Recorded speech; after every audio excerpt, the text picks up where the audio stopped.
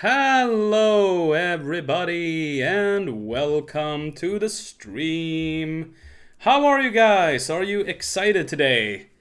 We have a wonderful interview scheduled with the one and only Dejan Holmstrand, and I hope that you are ready for it. We will in a few minutes fix up the stream here so that you will see him in own person. How are you folks in the stream? I hope that you have had a wonderful day. Right now we are some viewers in here. So fun to see. I hope that you have a lot of questions prepared for him. Because I have. And we're going to play some games too, which is going to be wonderful. In the meantime, let's have some wonderful Disney music in the background. Only for you guys.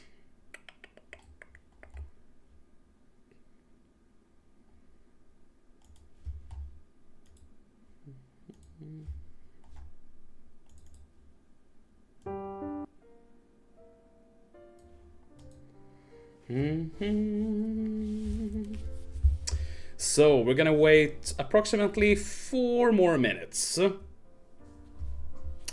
Then we will start the interview, and I hope that you are hyped about this, because I sure am.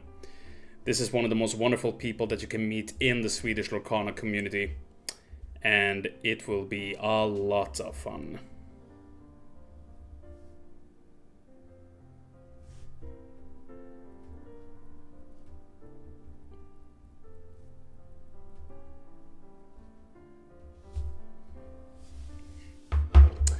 Ba-dum, bum, bum.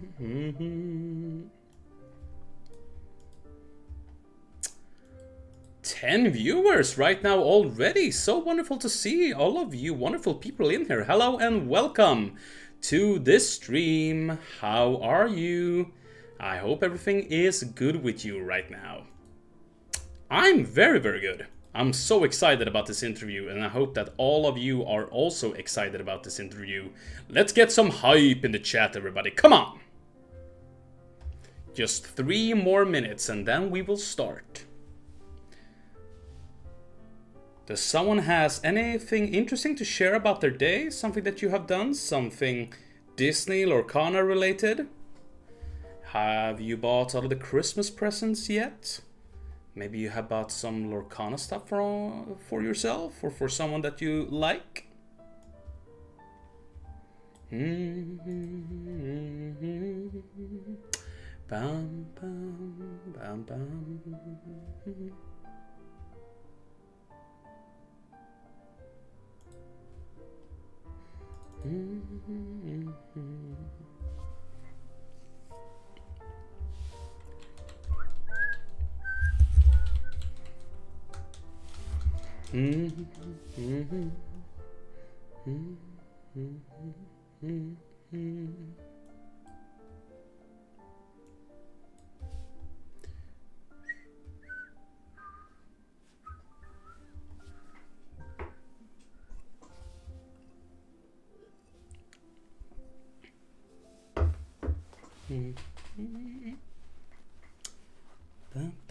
And tomorrow, guys, it is time to play the Infinity Tournament, which is I'm gonna be in Stockholm to play it. My first Infinity Tournament, which is gonna be awesome, but I have not decided what deck I'm gonna play yet. That is still a big question for me. 1 more minute, guys, and then we are gonna start. I can guarantee you that you do not wanna miss this interview.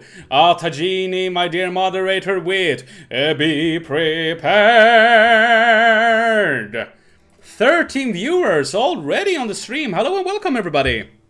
And guys, if you have any questions for Mr. Dejan, be sure to write them down in the chat and I will ask him.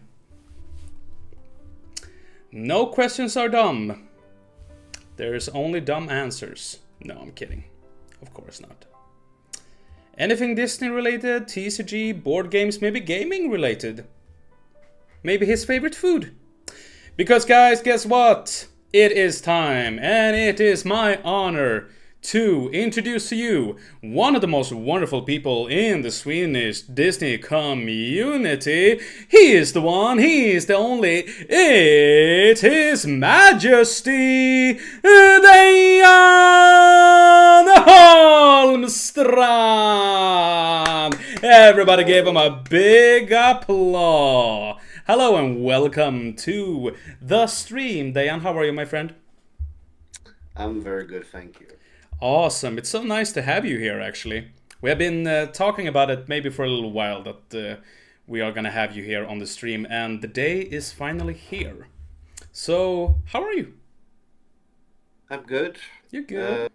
Lots of planning. Mm-hmm.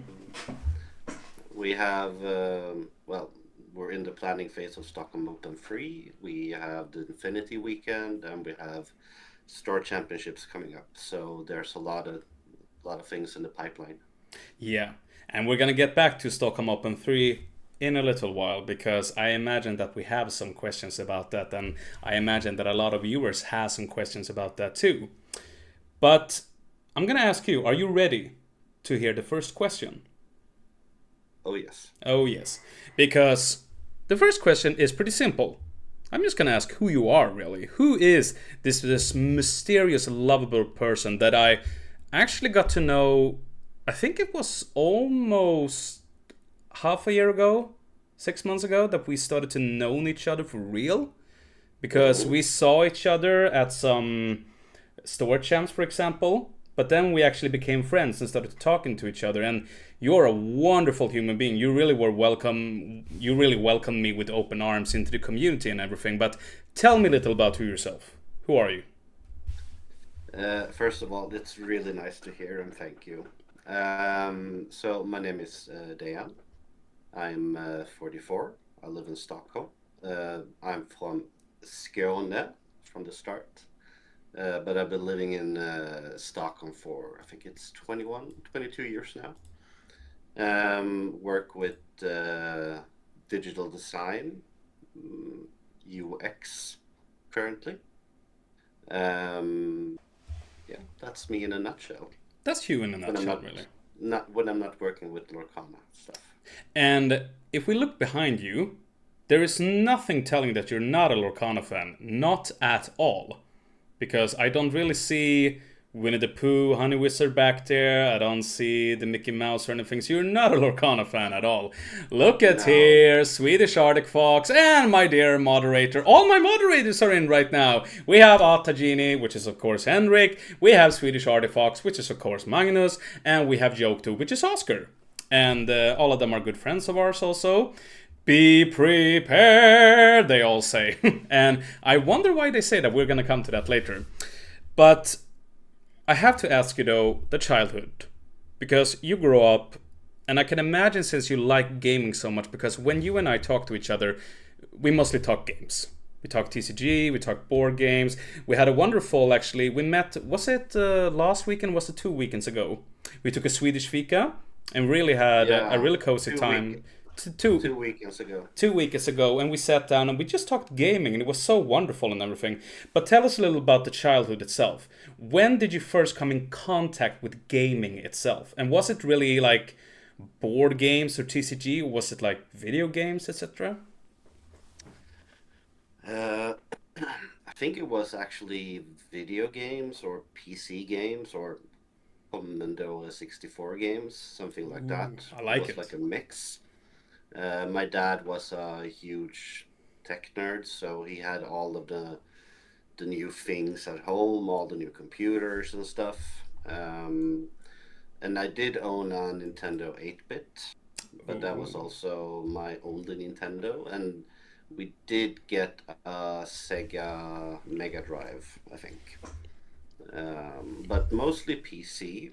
And then when I got closer to my teens, like let's say between 10 and 15, we started to play a lot of board games at home. Okay.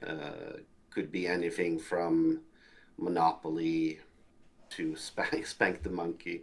Um, it's a game. It's a game. Yeah, yeah, It's a game. yeah. So that was also really nice. Hmm. Um, and then I actually remember my friend. I think I was like maybe 10 years old. I think this was 91 or 90. I was at my friend's house and he had bought Magic the Gathering cards. Ooh. And I thought they were so cool, but I didn't understand anything. So that was my first TCG moment now that I look back on it. That was your first TCG moment, which is, I think, a lot of people's first is Magic the Gathering, because that is the TCG game. You know, everyone's talking about. Mine was actually Yu-Gi-Oh, because I came Okay. up in that time of era in the early 2000s when Yu-Gi-Oh came out in Sweden on Swedish television, and it like ruled the schoolyards. Everyone had those cards, and we didn't really play Magic the Gathering though. But to go over from that, we're gonna talk about, of course, the game that both you and I are welly well invested in, and that is Lorcana, of course, because we usually are seen with our Lorcana caps on at events and stuff like that. Look at that, we have the symbol right there, which is amazing.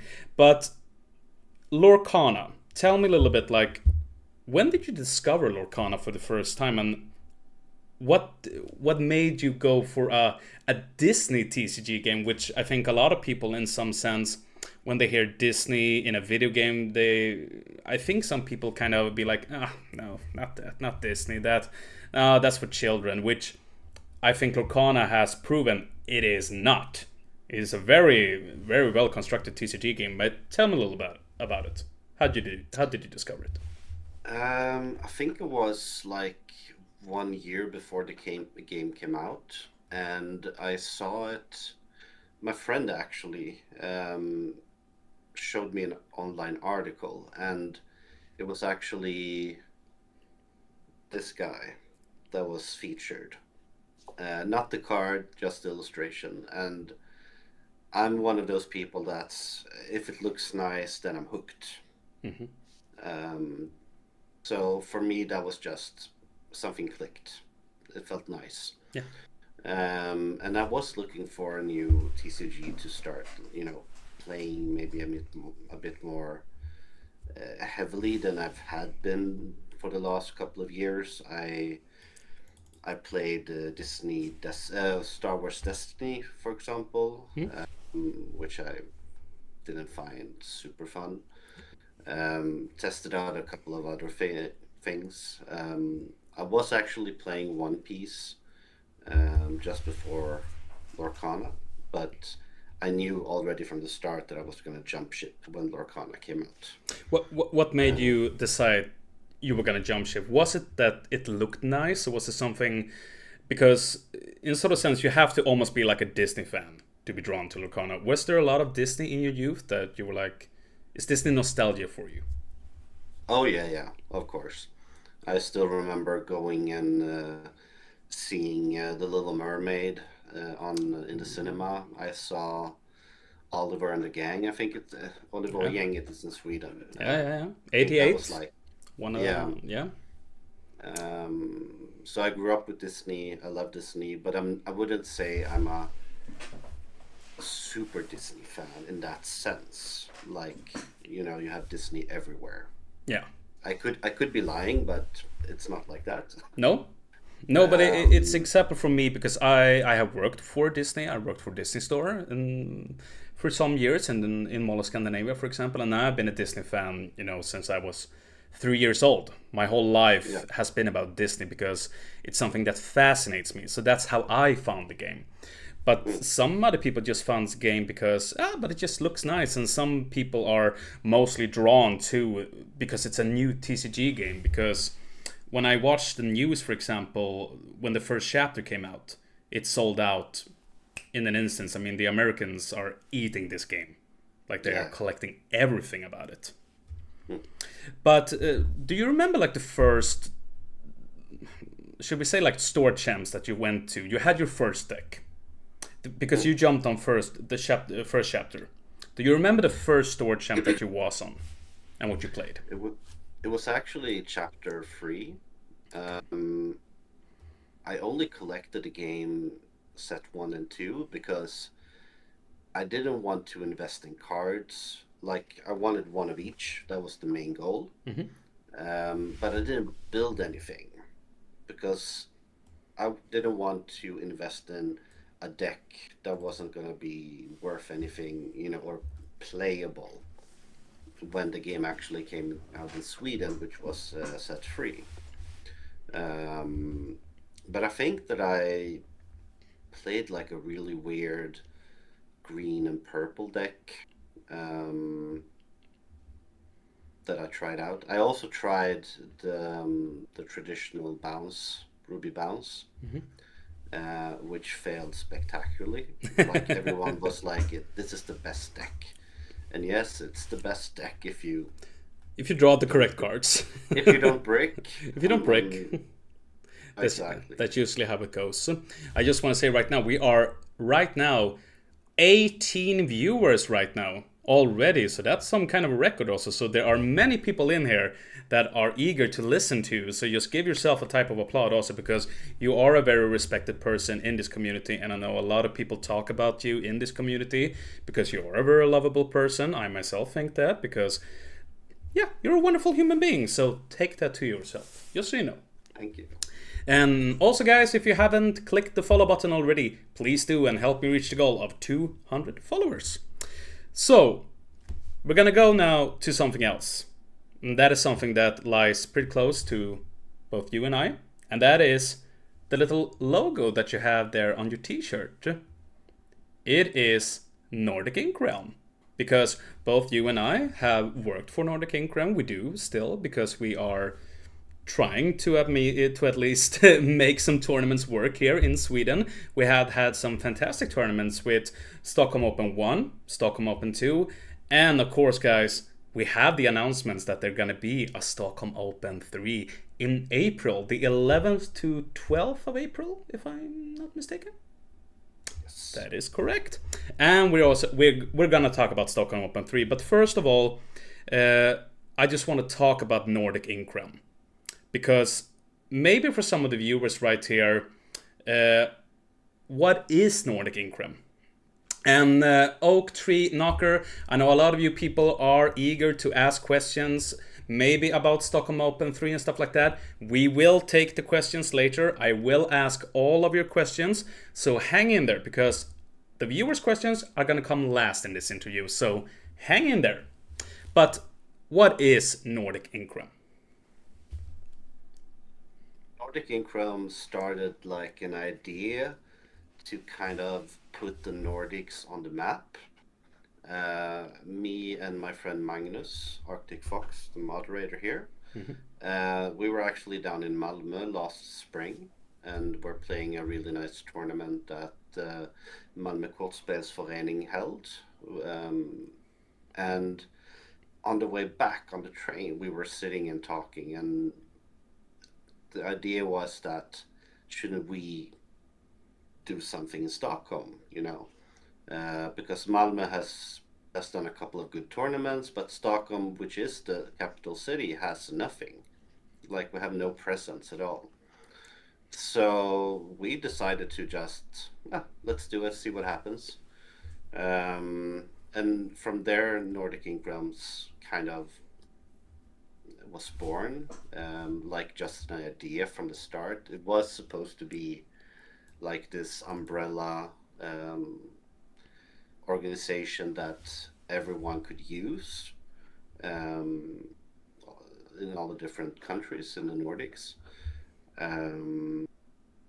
So yeah, we just started pretty much looking for a venue, and as luck would have it, Card Expo Sweden was having their expo in something called Dieselverkstan, which is like this cultural center in Stockholm. Mm-hmm. So we were like, yeah, let's go for it. Yeah. And we sold out in like 1.5 week, I think. Yeah. 2 weeks maybe. Yeah, it went quick. And it became the largest tournament in the Nordics at that point, which was really fun and really crazy. And I was there, and it was a very successful tournament, in my opinion. I think you guys did a great job. And that also brought me in because we known each other, and we started to know each other more because of that. Also because I got introduced to you guys by Oscar, a good friend of mine here, Joke too. He introduced you to you and Magnus also, and we started to talk. And with that also, I actually started to ask, like, do you guys need some help? Because I'm interested also, because I have been more interested in, like, when I love something that much, and Lorcana, in my opinion, has been there for me because I haven't filled that well. There's some stuff that happened in my life, and Lorcana was there and really helped me, like, put some joy back into life. And when I love something so much, I get so passionate about that. So I have always been more interested in what happens behind the scenes than the actual happening of it. And but there's always one thing that I have been wondering more, because I was a commentator at Stockholm Open 2, which was amazing. I had such a great time with Swedish Artifox and with his brother Legend of Danne. We had a great time and it was so funny. But how does it work? How do you organize a tournament in this type of scale? Because it's big work. It's a lot of people. I mean, 200 people are going to fit into a tournament. It takes a lot of work from especially you guys behind the scenes. So take us backstage. How do you create a tournament? And how do you organize a tournament in Lorcana? First, you kind of need a venue. That's the baseline. If you don't have a place to be, then you can't have a tournament, and it needs to be able to fit the amount of people you need, of course. But for us, it's also important that it's easy for the players to actually get there with public transport, for example. Stockholm is a big city, and it's easy that a tournament could end up in like one of the suburbs, and we really don't want that. So when we find a venue, we need to see that the price is okay, because it's pretty expensive in Stockholm. And when we find a place that we like, then we need to start looking for sponsorship. And usually it's not monetary; it's like prices and stuff. And the ticket sale is what makes the tournament run pretty much.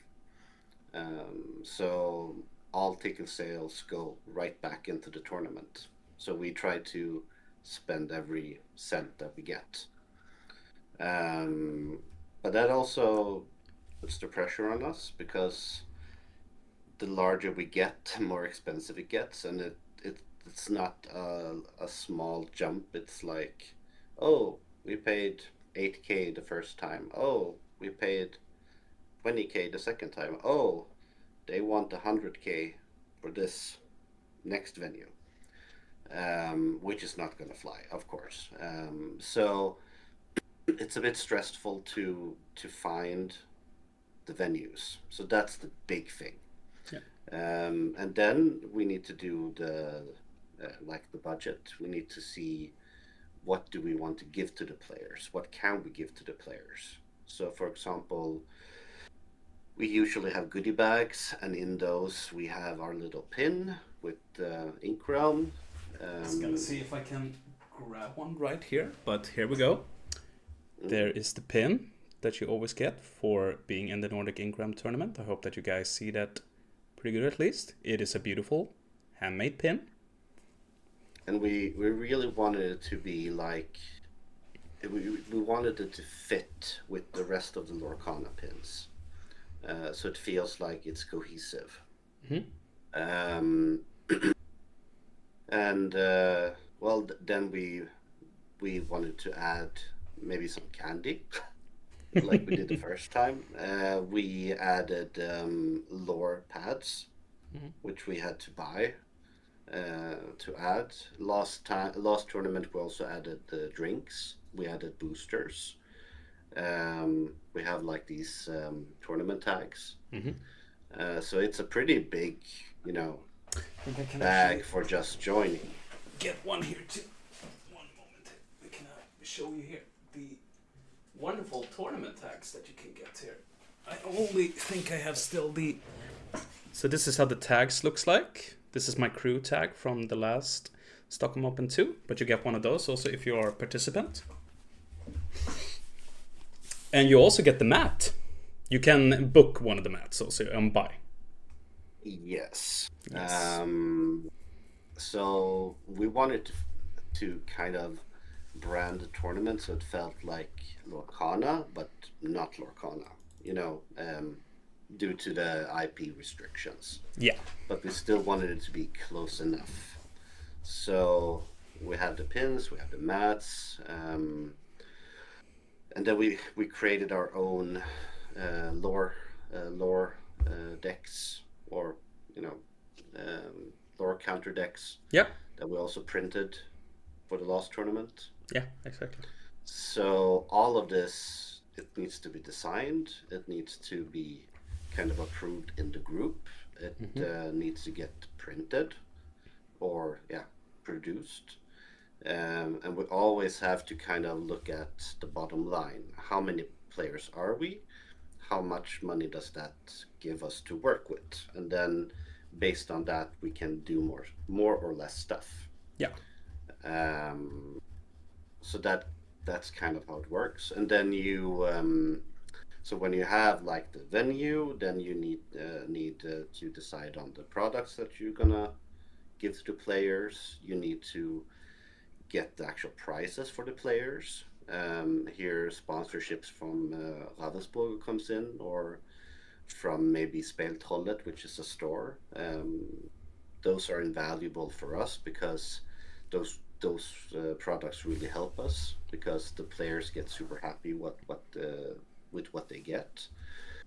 Um, and then you need to also find people that want to judge. You want to find people who want to help out as volunteers. We need streamers, of course, and these people need to, you know, get something for their work. So then we need to find more products for those. And then we have all the social media, like you need to create the actual, you know, templates. You need to have some sort of idea of um, what you want to push out every week. Hmm. Um, and it's a wheel that just keeps on rolling up until the day, and then yeah, we had the tournament.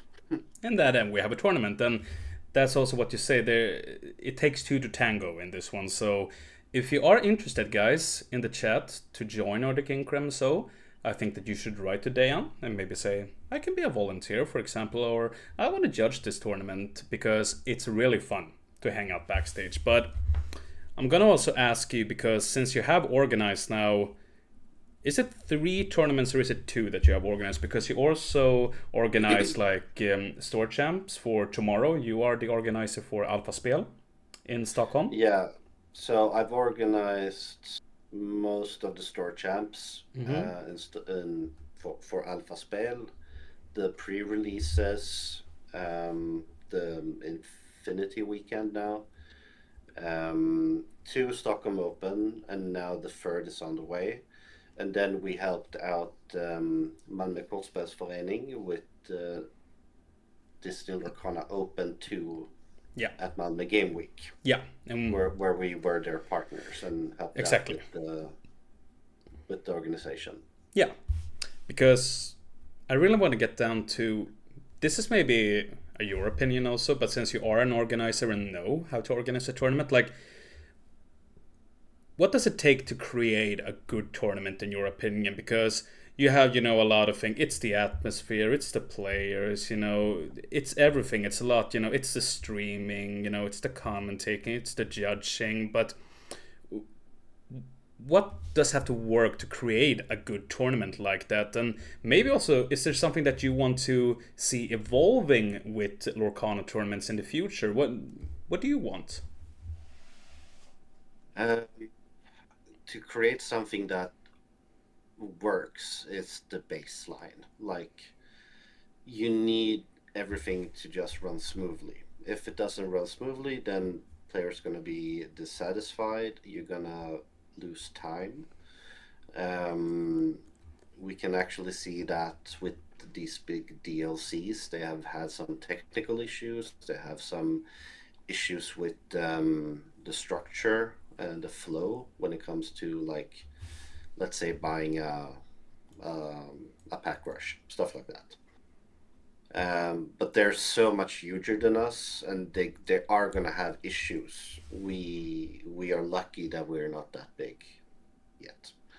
Um, Exactly. Yet, because Yet. we will be big. Because our ambition is to make Nordic Income the biggest tournament in the world, in that opinion. Because we Yeah, want a lot. hopefully. Hopefully, because we want a lot of players, and I can Yeah. say that you guys are doing a really good job, because there are a lot of people talking about this tournament. Mm. Especially when I'm going around and talking to people, they said, "Oh, it's the Swedish tournament and Nordic Income. Oh, they're so great." But Yeah, continue. we really had some nice feedback, especially from the Brits, which is really nice. Um, they are a couple of guys that's been here both for Stockholm Open and Malmö Game Week, Hmm. and they think we have a really nice, chill atmosphere. Everyone is nice, both players and judges and tournament, which I'm happy to hear that, because we aim for everyone to have a nice time. You should come here. You, of course, it's going to be competitive, but you're supposed to have a nice time with your opponents. You're going to play some nice games, you know. Um, so that's super important. And like you asked before, how to make a good or a nice tournament, the players are the most important thing. They need to be they need to be happy. That's our goal.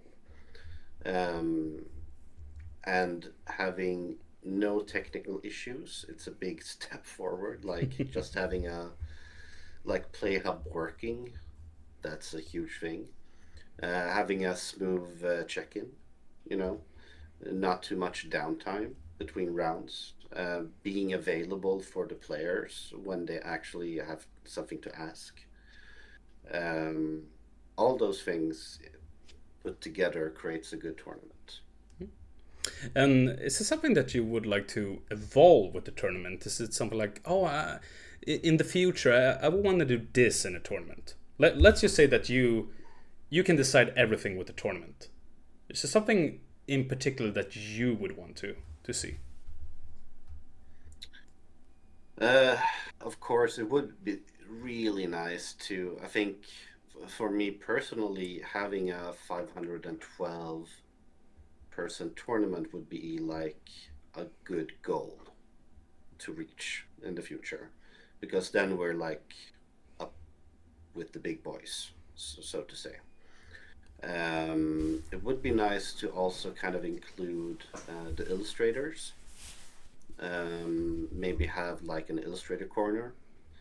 Our friends in Norway, the TCG for Foreningen, they are actually having a event called Lorcana at Sea, and they actually have, I think it's Javier, I think his name is, Hmm. which is an illustrator for Lorcana. So he has Yeah. actually made a playmat especially for that tournament. Um, so that could be something nice. So involving those type of people more, so you get closer to the action, so to say. Hmm. Because people really love to get their cards signed, to just talk a bit.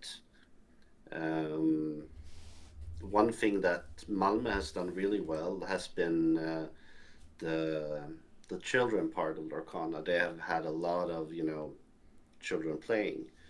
We tried that in Stockholm Open too. We didn't have a lot of kids coming, No. sadly. We tried.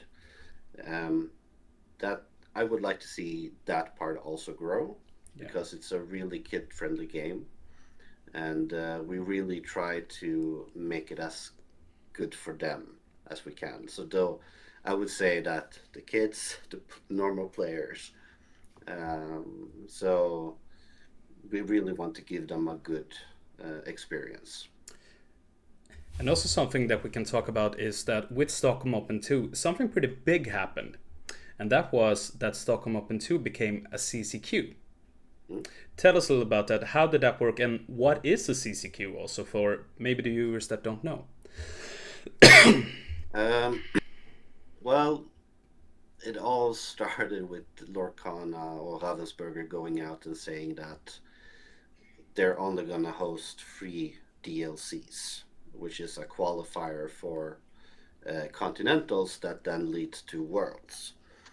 Um, Europe had four the season before, and the US had six.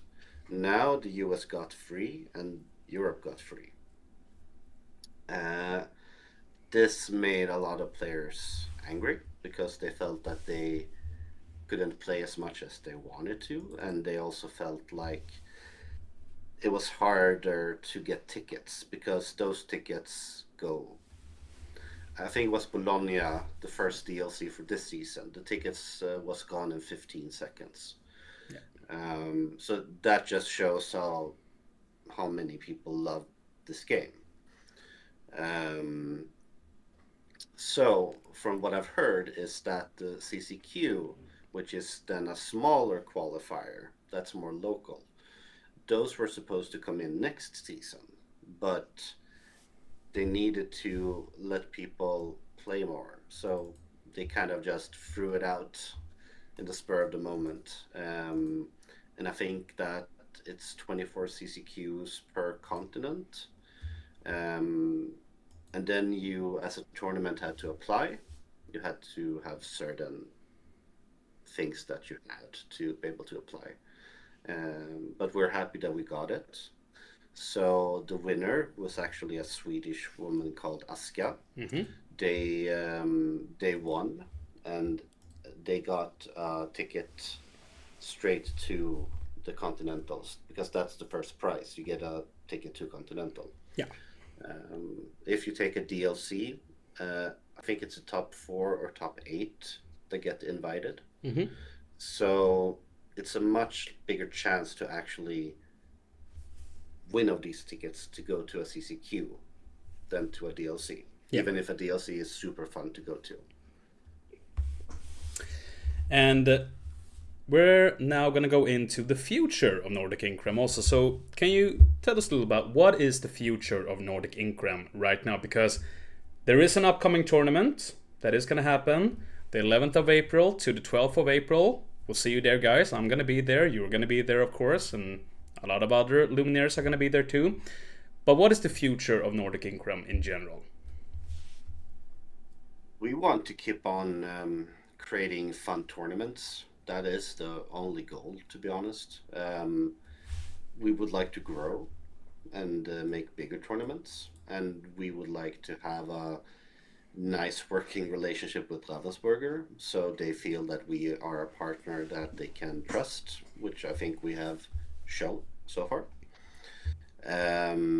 We are talking about maybe branching out to other TCGs to maybe host tournaments for other games. But for now, that's not anything we are doing. Lorcana is the main focus. And with that also, Stockholm Open 3. Tell us a little Yes. about it. What can we expect? I think you can expect, if you've been to the other two, you have the baseline. You, of course, get the fully stacked goodie bag. You have the new playmats. We have the cosplay competition. We have the stream, which we actually premiered for the first time at Stockholm Open 2, Which was a which you guys, success. yeah, it was really nice. We built our own UI for the game, which actually worked pretty well. It worked really good, Um, in my opinion. yeah, so we're just tweaking those things a bit. So like we usually send out a form after the tournament to just get some feedback, and we take those feedbacks and we, you know, tweak here and there just to make it a bit better. Yeah. Um, we have been looking at venues. Um, we have two venues currently. We have one in the smack of the city, Ooh. which I sadly don't think we will be using due Oh. to economic Mm. restraints. Yeah. Um, so we will most likely be holding it at Card Expo again this Yeah. year, um, with some updates. With some updates. Because it was the first time we were at Fryshuset, which Mm-hmm. was the venue, Yeah. both for us and for them. So now we actually know a bit more about the venue and how things work. Exactly. Like one thing that didn't work at all was that they had we required a mic, so we didn't have to stand and yell, information, because Yeah. that feels really bad for a tournament. But the only mic they had was like up in the stalls somewhere. Mm-hmm. So our judges had to run up and then kind of talk up there, and no one knew where to look, and then run back down. Yeah. So that's something we like, one of these small things that will have a big impact, but you know, I think it will work out pretty well, in my opinion, I think so too.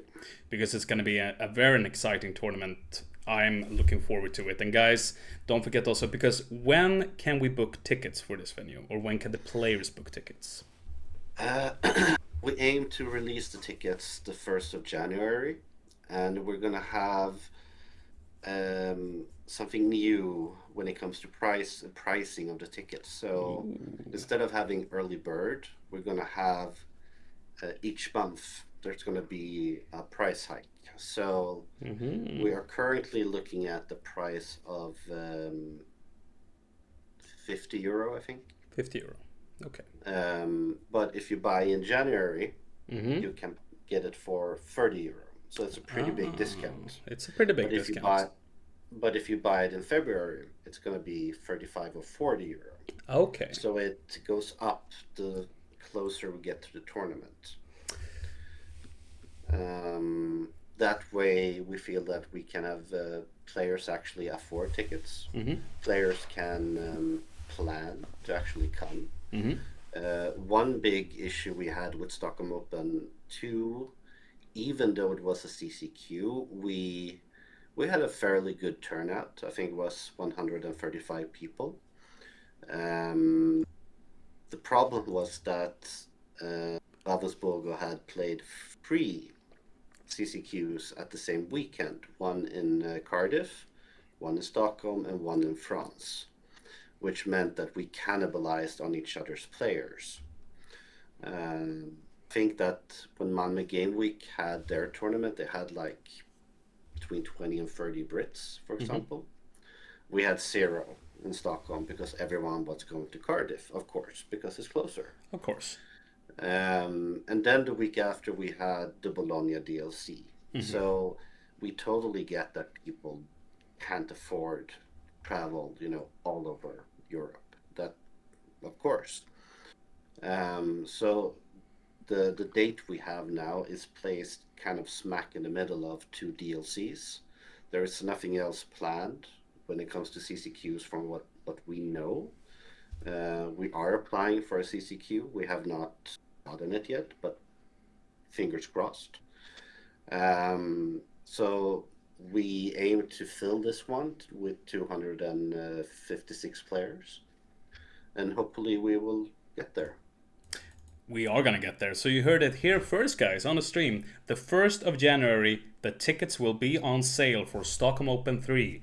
Let's see you there, because why not? It's a great tournament, and I personally would say, like, the Lorcana community is probably one of the best TCG communities right now, because I never felt so welcome before by a community, because always when you go to a tournament and stuff like that, you're maybe a little bit scared, you're new, and you're like, who am I going to talk to? But I never felt that with Lorcana. Everybody wants to talk to you, everybody goes around and like says hello, shake your hand and everything, which is something that I have never been a part of before in a community like this. So I think it's wonderful. So if you're new to the game, you're more than welcome to come. And also in the community, we always help each other. So if you need to borrow a deck, and if you don't know what you want to play, just ask. We will help. We will help. The most important thing is that we have fun and make the community a better place for everyone. In my opinion, at least. Well, and I think that's important because, as you said, it's a very welcoming community. I think that's also why we have been so successful, not just because we are nice, you know, but because the people are nice. Yeah. That's playing the game. It's good people, and I think it's pretty cool that it's actually it's pretty mixed. Normally, and this is a bit harsh, but if you take a standard TCG, it's like 99% guys. Mm-hmm. With Lorcana, it's more like 85, 80%, and the rest is women, which is I think is really really nice. Mm-hmm. We actually had two girls winning both Stockholm Open and Monday Game Week, which Yeah. just shows that they are great players. So Yep. gender doesn't matter. Gender doesn't matter at all, in my opinion. As long as you're there having fun and just are bringing the best in the community, everyone is welcome. Doesn't mean if you're green, yellow, what gender you are. Everyone is welcome. That's just how it is. And with that, Oak Tree Knocker says the Brits are coming this time. Well, I hope they do, because I love me some Brits. And that's actually Yeah. all the questions that I have for you. So with that, we're going into some fun games. Are you ready for this?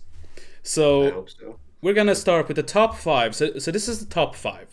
So I'm gonna say something. So this is the Lorcana set game. So I'm gonna give you a set, and you're gonna place it out on the top five list. But you can't change your answer. That's Okay. the thing with this one. That's the thing with this one. Are you ready for this? Yep. Into the Inklands. 5. Why? It didn't have that many big cards. It had some really fun cards like Piglet, for example. Mm-hmm. But I think it was pretty bland. I would also say one of the absolute best legendaries there were at the time. That was Robin Hood. Yeah, he was Champion of good. Sherwood, which was it kind of amazes me that a card like that was actually worth like 35, 40 euro back in the day, to see him go down so low right now, because it was really that card was like one of the main cards that you can play for, like in Amber Steel, for example, and in the Ruby Steel you saw him all the time. Joke 2 writes that locations were new for that set also, which was a pretty big deal. I really liked locations, but since it was new, it kind of had to grow a bit. Mm-hmm. You know, it was, they felt very non-existent. That set, people didn't use them. And I think that comes from everything. When we have new cards, for example, in Whispers of the Well, we have the boost cards, which I personally, we're going to come to that, but I was very worried about this new effect with the boost, because I was like, it sounds complicated, but when you started to play with it, it's not complicated at all. It's No, fairly it's easy. it's easy. I think it's fairly balanced, Hmm. and we can see from some of the text that some new locations that are coming are gonna get the boost treatment also. Yeah. And that was the same thing with Duel Links that was coming in Arcasius Island, for example. I think that is one of the effects that maybe hasn't stand the test of time in Lorcana, because it felt like it came and it went pretty fast also, because you rarely see cards nowadays that has the Duel Link symbols. Some of them have, but at the same time that was pretty new for just that set. But in that case, we have Into the Inklands at number 5. And that is understandable, because I think a lot of people would hold that set as one of the weaker ones from the series. The next one, Reign of Jafar.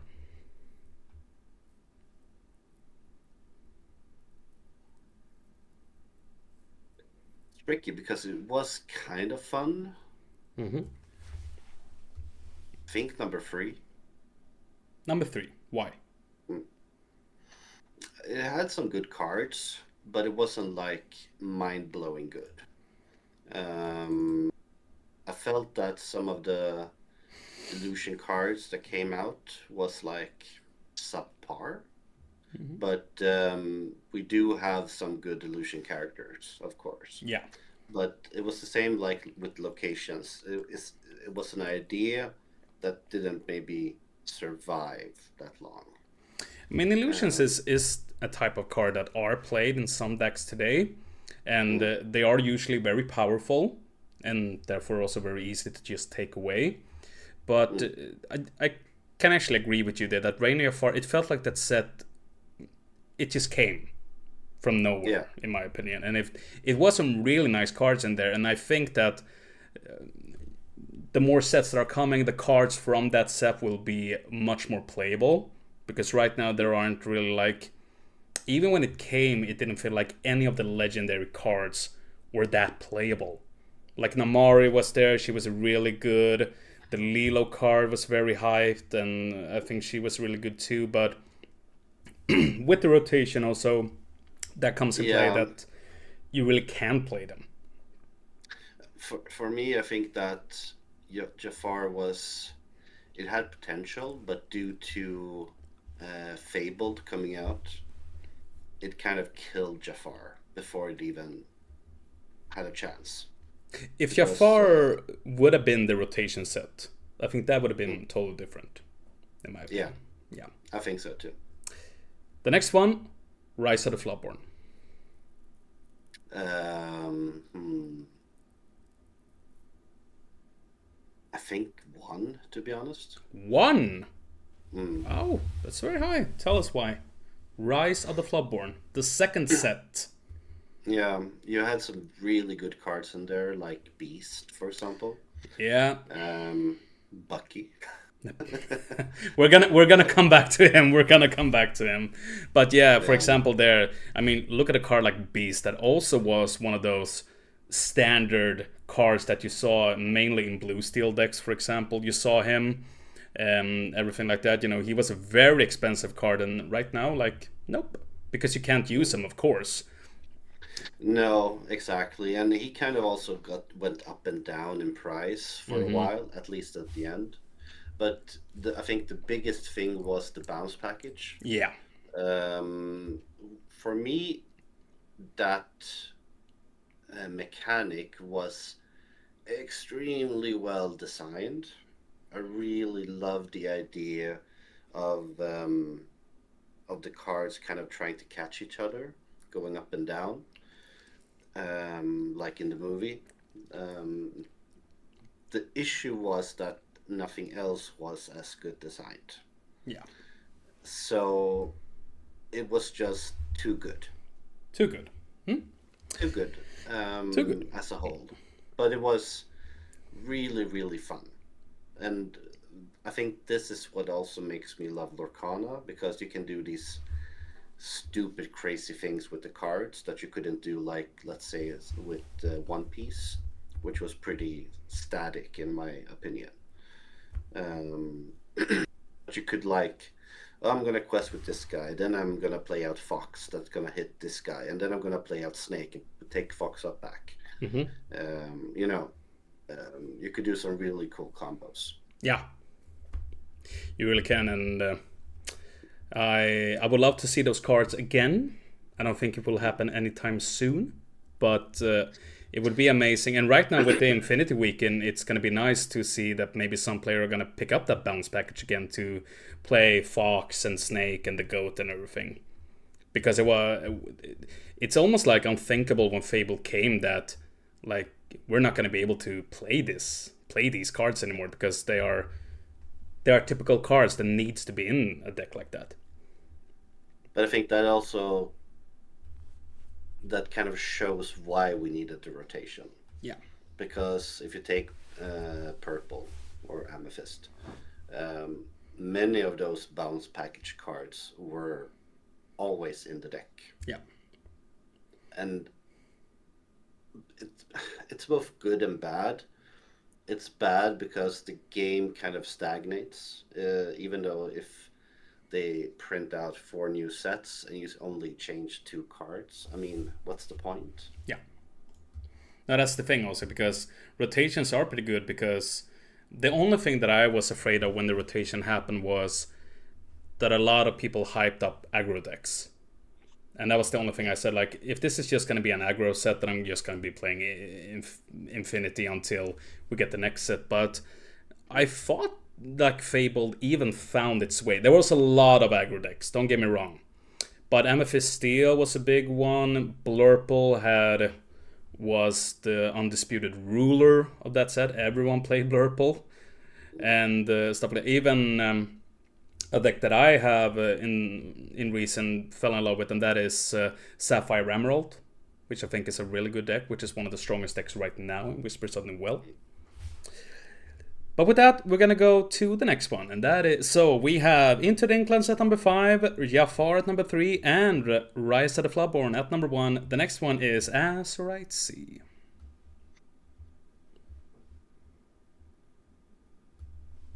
I would say two. 2, and why? Because you have some insanely strong cards in there, like Maui Half Shark, correct? Maui Half Shark come out there, yeah. You had so much synergy cards that came out in that set that just made, let's say, blue red super hard to actually. Ruby Sapphire was the undisputed king with that set, because we had one of the cards that Angelo, my last guest, said that he thinks should be banned, and that is Sail the Azurite Sea, the Ram card. I actually concur. It's super effective for that cost. I think that ramping is always super hard to balance. But right now it's kind of going kind of rampant, especially when you look at the Blurple decks right now. Yeah. I think that banning Azurite, Sailing the Azurite Sea would actually bring it down to a more imaginable level. I even said that if we're gonna ban Azurite, will that kill ramp? No, they have so much cards anyway. Because you still have Tipo, you have a Pleakley, for example, for the turn 3 and everything like that. Yeah. But the thing that I can agree on is, if you just would have set a card, that's okay. But it's the draw power of it also, that you draw a card because of it. Yeah. And that I think that is probably one of the absolute most unfair uses of that card, even though I play it myself. It is, and it's so cheap. I mean, it's very cheap. And with the last one, and there's only place number 4 left, and I think that this set kind of fits there, and that is Fabled. Yeah, it fits there, I would say. That's number 4. It had a lot of good staple cards, of course. Yeah. I think for me, I really went hard into Fabled. A lot of us did. A lot of us did, yeah. And bought a lot of package. Yeah, I just felt in my backbone that I was going to get one of those iconics. Of course I didn't. I wasn't even close. Angelo got one. He opened one. We saw it. It was insane. Yeah, I did draw an aerial in this set. You did. Because it was nice. Your display openings from this set is unbelievable. Can you tell the stream what you did pull? Because when you showed us the pictures of what you have pulled, I thought you were kidding me. Like, there's no way. Because my displays, even though I was very happy with the things I pulled from Whispers, and right now I mostly have everything. I actually don't have one single Demona yet, so I'm in the hunt for one Demona. But when I saw what you draw, I saw this gotta be a joke. Yeah, it was pretty crazy. There's been sets that I haven't seen, like unenchanted, like nothing. It could be like 3 sets and nothing.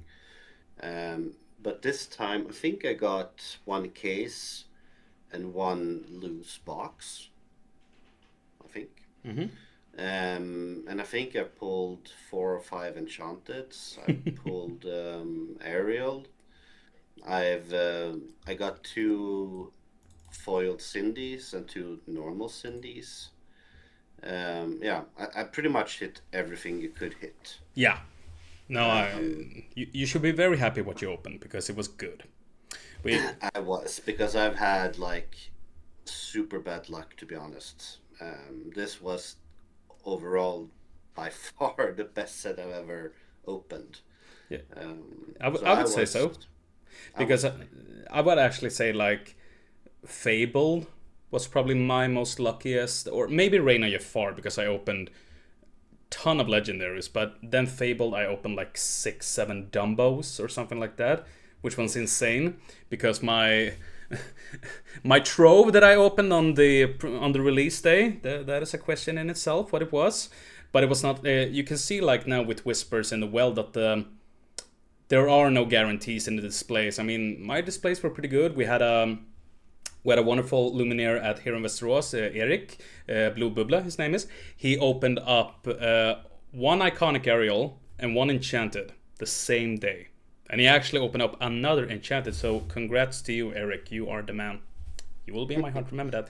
And then we got That's pretty Oscar, who crazy. didn't open. And then we got Oscar, who didn't open anything on the whole display, which happens. So when people often ask me, because I did get a question for a person um, in not even an epic. No, he didn't even open an epic in his display. But you opened a Cindy joke, so that is a good thing nonetheless. But there was actually one who asked me like, what are the guarantees with a display? And after like whispers, I'm like, there are no guarantees because you can get a god display if you want to, but you cannot pull anything. Now you can get god displays. Yeah, This is actually something new, I think. I'm not sure why the displays are looking like they are now, but you can pull some crazy cards for yeah. real. I think there also was like a god pack someone pulled, or close to it. Yeah, Um, I've seen some openings where they have like opened. What was it like? I think there was a video online, like 20 legendaries or something. It was like it's insane. I'm like, yeah, that's one legendary in each pack. Like that's insane. that's insane. And I'm not sure why. I don't think it's intentional. No, Something must have happened in the production.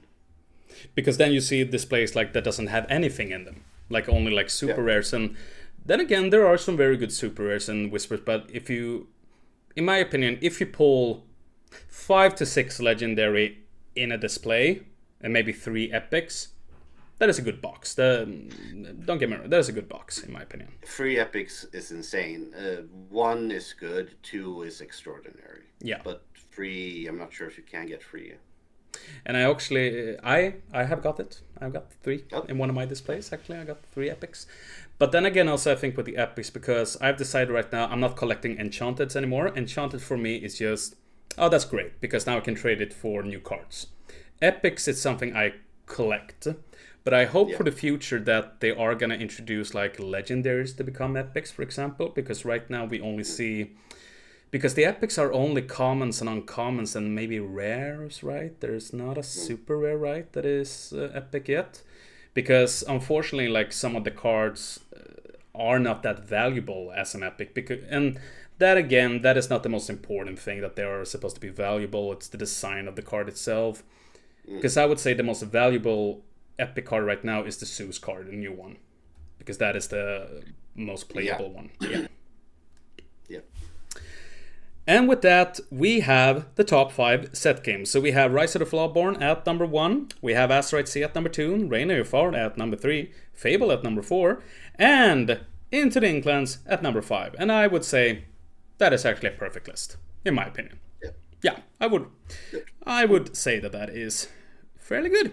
So we go to the next one. This is 5 quick. So 5 quick questions. The first thing that you think of: open boosters or buy cards from card markets?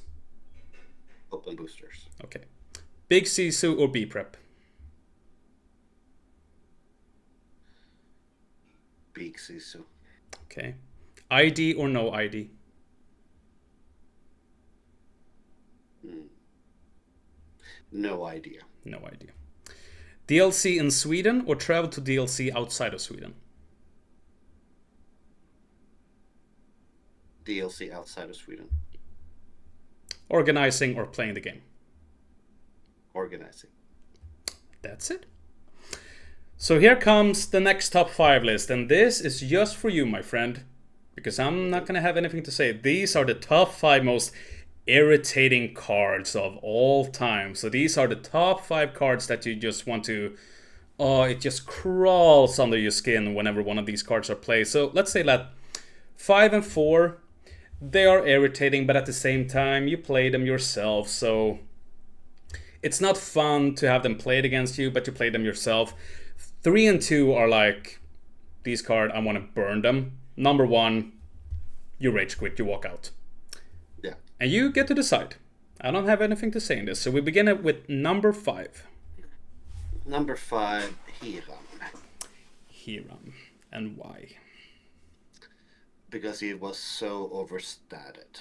Like, I think he could have been a really good card balance-wise, but they just broke him. It was just, yeah. Because he is... I would say that they made a mistake there. They should have bucketed him and just reprinted him with some new text instead of banning him. Because even though now, because when that came and when with the new blue steel deck came, it's no wonder that they banned it after just like 1-2 weeks. It was insane how you could even play that deck. But that is understandable. Hira number 5, though, that it's such a nice feeling when you just get him out and play and just draw 2 cards. It is a wonderful feeling. Number 4.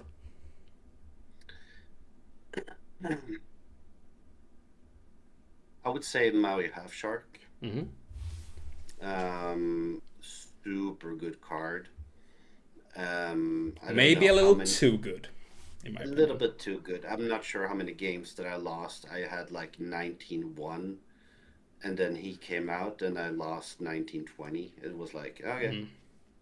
And that is one of the worst. No, it's one of the worst feelings in the world when you're at 19 and you lose 2019. Yeah. We all have been there sometime, and it sucks. It's not fun at all.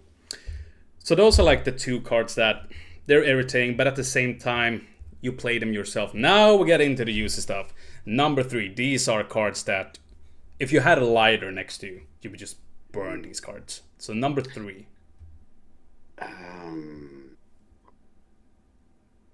I think Sisu, Big Sisu. Big Sisu, yeah. I mean, total brain dead card. Insane. You play her in a ramp deck, and it pretty much killed the whole aggro archetype. Because, not that I say that my favorite is aggro, but you couldn't play aggro. You couldn't play anything with smaller cards. Nope. Because you just played her and you auto win. Yep. Pretty much. Yep. Pretty much. And then you just ramp, and it was like, okay. Yep. Yeah, there was like no point in continuing the game, because as soon as you come out, the only thing that could save you was like, oh, you're at 16, 17 lore, but then also, you know, like Pirate's Life are gonna come out or something, some shenanigans like that, and I don't have any cards in my hands. I can't do anything here. Number 2. Bucky.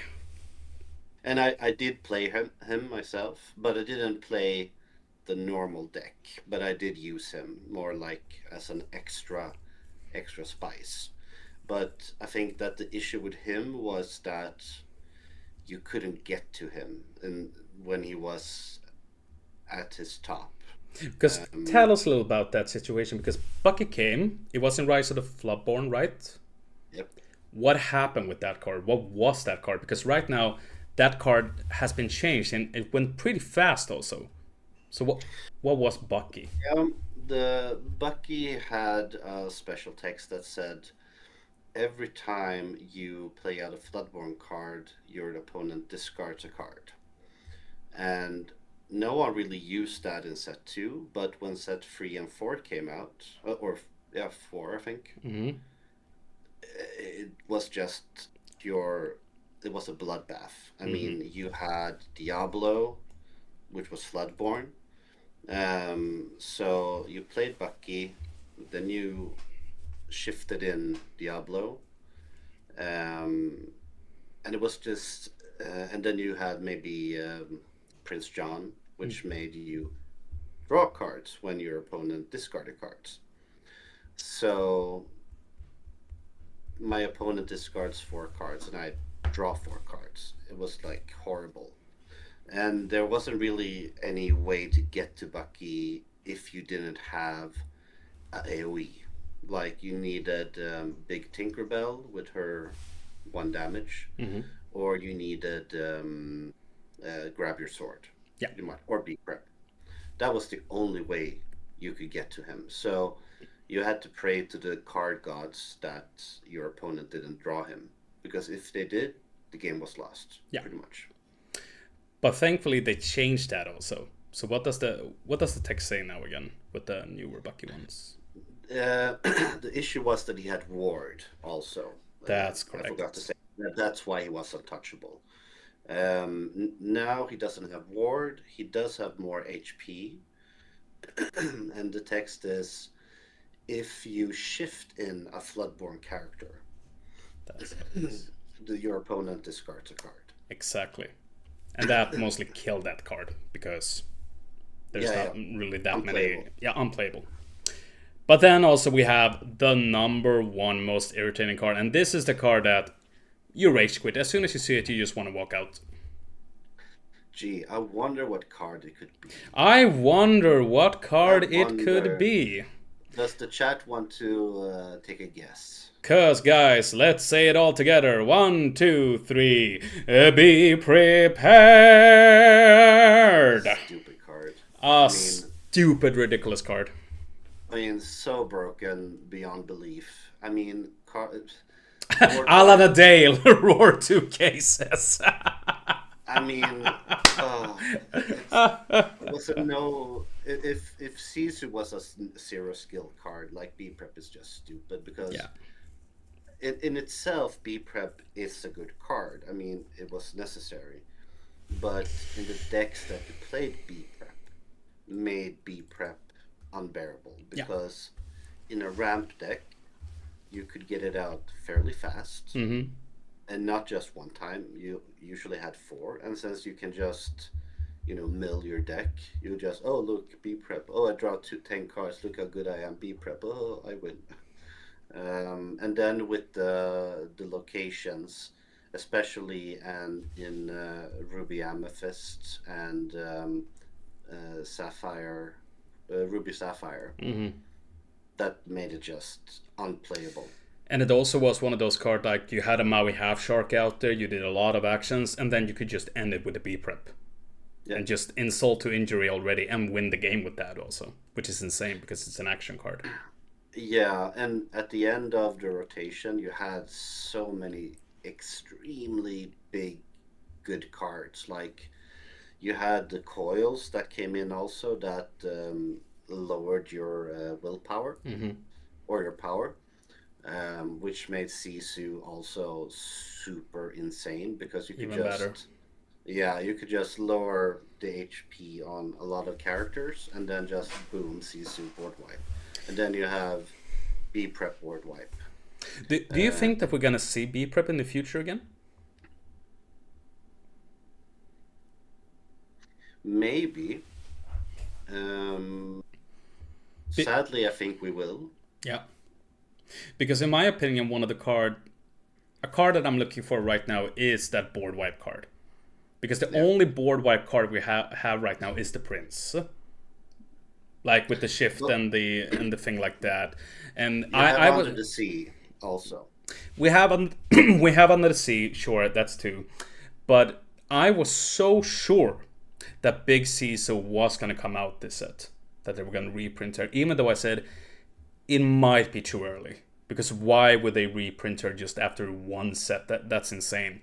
But yeah, you have Prince, Under the Sea, there is Spooky Side also and stuff like that. But mainly also what was with B Prep is that it board wiped everything. It took away on both Yes. of your, which could actually be to your favor sometimes. Sometimes, yes, Yeah. but 90% of the time it was for the player that played its favor because Yeah. usually that was a ramp deck Yeah. or they had so much in play that it negated the Mm-hmm. beat prep. Like they had locations, MacDuck Manor. I mean, oh, let me kill this 8 willpower location times 2. Yay. You know, it ended up you trying to build decks with just two opponents in focus. You needed Silver Pete, the referee, to stop B prep pretty much.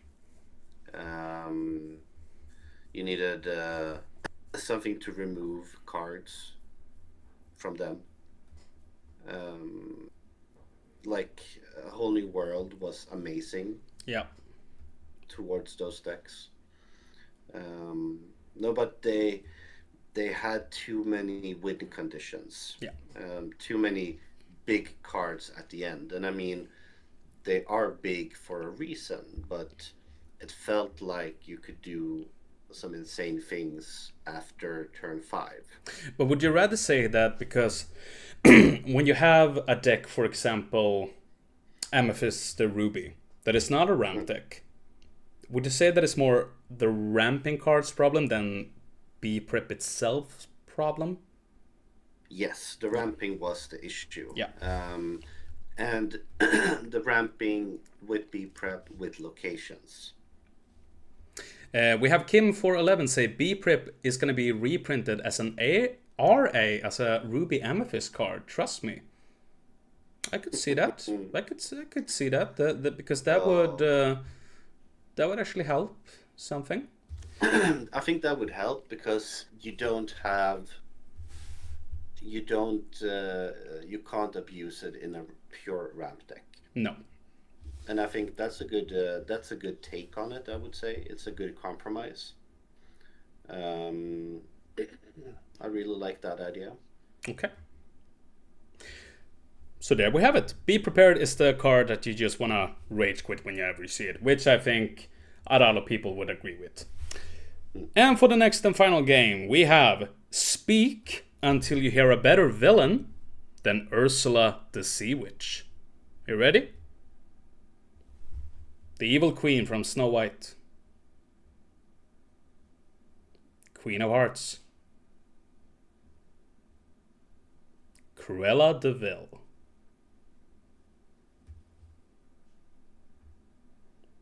Clayton.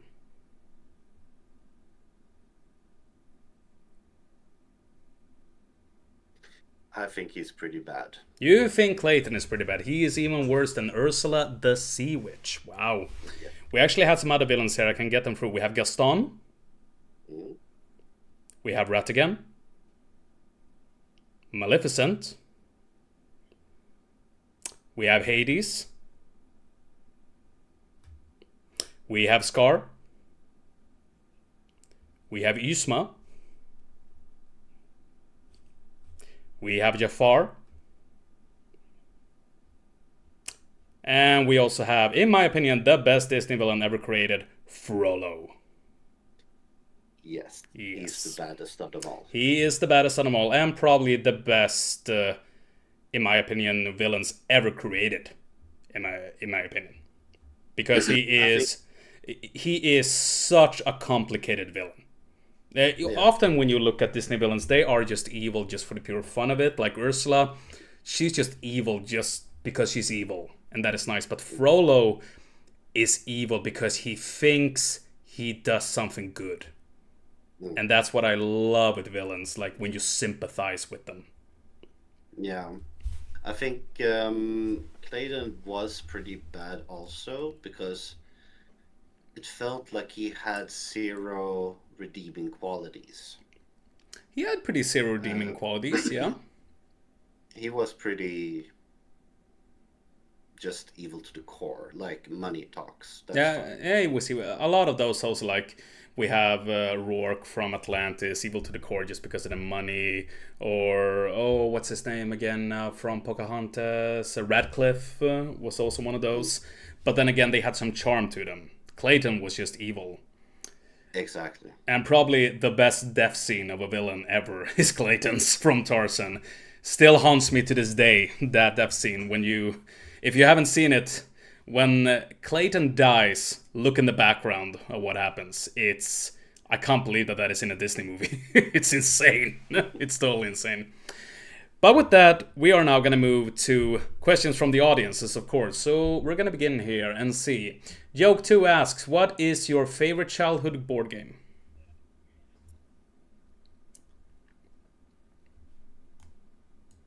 I think it's a game called Romikub.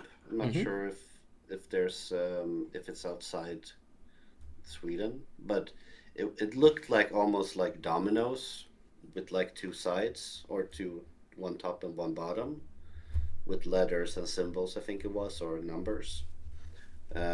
That was my first real, you know, I feel I'm smart game Okay. because you really had to think about it playing it. Is that one of the most important things for you, like with board games TCG, like you're feeling smart? Like, oh, I did that good because I was smart doing that. Not necessarily. I like to feel that I have control, that I can do what I want to do. I did play X-Wing um, on a high level for a couple of years. It was like a 90 times 90 centimeters big map, and you place out asteroids, and then you had points, and those points you divided out to your spaceships, and then you flew around and dogfight other spaceships. The issue was that it was a lot of dice rolling, and for me, dice rolling after that has been like, no, I don't do games where dice rolls are the main thing. Dice roll, in my opinion, is like, yeah, it's okay. Like with Lorcana, also, it's just luck based, but I wish we can just put away dices I altogether. mean, I think that I was one of the best flyers in X-Wing, Mm-hmm. but I was also one of the worst rollers of X-Wing. Mm. Um, I I was like, let's say like this, in Lorcana I'm pretty famous for bricking, which happens way too often. In X-Wing I was famous for blanking. Oh. Um, and I felt that was very unfair because I could fly really well, but I couldn't execute the last step due to a bad roll. Mm-hmm. Oak Tree Knocker asks, will you be offering playmats at Stockholm Open 3? Uh, yes. This time we will most likely print more mats. Usually we have playmats for the top four, and we have playmats that people can pre-order that they get in their goodie bags. But I think we're gonna have a couple of them also on the price wall this time. That's very nice because that is something I have missed for the prize pool is mats, actually play mats. Because I think a lot of players are looking forward to that. Guys, if you have any more questions, just ask them right away. We have one here from Baldorf. Question: do you play any other TCGs? Not at the moment. I have just started to kind of dip my toe with Riftbound, Mm-hmm. just to see what it is. I It's think a lot of people have done that right now because it's a Yep, new TCG and it just come out. and I Mm-hmm. think it's nice. I mean, Yep. it's cool. It has some fun ideas. It's for me, it's almost like a mix of Magic and Lorcana, something in the middle. Um, but no other TCGs. As I said before, I played One Piece, which I played more for the fun of it, like to hang out with my friends. The One Piece community in Stockholm was just insanely amazing. I mean, it's been one of the most fun I've had without actually, trying to compete because I felt everyone was so nice. Um, I was a bit afraid that Star Wars Unlimited was going to be too good to not play, so I'm pretty happy that I didn't go over to that. For me, as I said also before, the art for me is super important, Hmm. and it felt like the art was just AI generated. Um, and I wasn't a big fan of the I play one card, you play one card type of game. Yeah, I can agree with that. I I like it more when you play like a lot of cards, like in Lorcana. Like there's only a draw phase and an end phase. Other than that, Yeah, do whatever you want. yeah, and I also like that you can do all of these big combos, Yeah, which for me is the most fun with the game. When you can find these really crazy things that what just happened. yeah, yeah. The combos. I agree. The combo system in Lorcana is, in my opinion, unbeatable. Roar 2K. Why is this guy sending gay memes to Sconians all the time?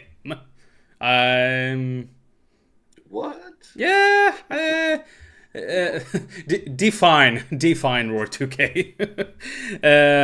Which franchise that are not in Lorcana yet are you looking forward to most? Like, is there some special franchise that you want in Lorcana? Gummy bears. Ooh. Those are the only ones that I'm looking forward to now because we have Darkwing Duck, we have Mm-hmm. DuckTales, we have Tailspin. That was Ooh. my childhood. That was your childhood. So the bears are the last piece of the puzzle. Then I'm super happy. And I'm fairly certain that we're going to see them. I think we're Um, gonna see them too. yeah, and I think that's going to be the new bounce package, but in a more With the gummy berry juice bouncing yeah, but it's going bouncing to be a more everywhere. it's going to be a more balanced, hopefully, um, set or mechanic. Baldorf, do you collect anything in Lorcana, like Enchanteds, for example? I have some enchanteds, but as I said, I've been very unlucky. So I only have a few. So no, I don't collect those. I do collect all the sets, so I have complete set of everything, Yeah. and I don't have a master set. So a master set is when you have a play set and the foil. For me, if I just have one card, that's good enough. As long as I have 204. Um, I think that the thing that I could say that I collect is the DLC promos. Um, I've Good. gotten most of them by playing. Um, there's only and when I say the DLC promos, I don't mean the top 64 ones. I mean you had Dragonfire, um, you had Cinderella, Rapunzel from the first DLC. Um, then in this set you had Simba, Mulan, and Pegasus. Yeah. And the only one that I miss at the moment is Elsa. So she's going to be the one that I try to get my hands on in the next DLC. So that's my main goal, except for going to day two if I manage. Yeah. Guys, we're still 13 viewers right now on the stream, which is very fun. So keep asking questions because I think Dejan will love to have even more questions asked to him. What podcast do you miss the most and why is it Lorcana Pod and Roar 2K ask? To be honest, I'm not a big podcast guy. Um, I've I've listened a bit, um, but it's usually like more news related. You were on the Um, Lorcana Podden, which was a Swedish Lorcana podcast that came out, but you were on there for some yes, episodes. Yeah. yeah, and I try to listen to some of the bigger international Lorcana podcasts, but for me, it's I need a visual stimulus when it comes to Lorcana. I Just I agree. talking, like if it's like a video pod or vlog or whatever it's called, Hmm. then I can that works because I can see what they're talking about. They have the cards up. Yeah. Um, but just talking for talking's sake, I have a hard time concentrating. No, but I can agree. I love it like this when we're sitting and talking, and like if there's a video on it, I like it even more because I like seeing the vision, visualizing it. Like not just Mm. visualizing it in my head, but I like to. Maybe if I go to sleep, I like to have a podcast in my ear or something. But I usually want Mm. to look at something. What And is and the? don't get me wrong, Lorcana Podden is really nice. I think they will start up again, maybe. We'll have to I say. hope so. I hope so. And guys, subscribe to Lorcana Podden. It's a very great podcast. I loved it. And I hope that they will start up soon again with some new episodes because they are doing a really good job. What is the biggest ick, like, or not the biggest ick, but what is the biggest with organizing a tournament? Like, oh,